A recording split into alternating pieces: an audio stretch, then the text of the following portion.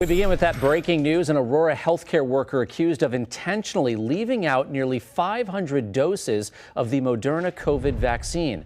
12 News' Caroline Reinwald is live outside Aurora Medical Center in Grafton tonight. And Caroline, Aurora said it notified authorities about this.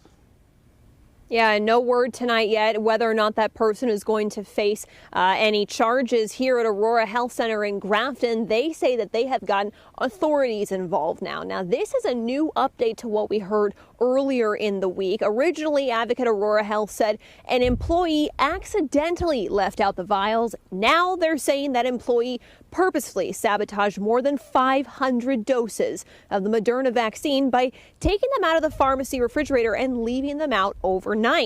Now, in a statement from the health center today, they said that that person is no longer working for the hospital system. They also said that in that statement, the individual in question acknowledged they intentionally removed the vaccine from refrigeration. They go on to say that we are more than disappointed the individual's actions will result in a delay of more than 500 people receiving the vaccine, and it is a violation of our core values. And again, that individual is no longer employed. And Caroline, you talked with officials at Advocate Aurora tonight. Yeah, that's right. They said that they're going to release more information out tomorrow. We have reached out to the DA, DHS, and the governor's office, and so far, no comment from anybody tonight. We're going to hopefully hear more tomorrow. We'll stay on it. Caroline, thank you.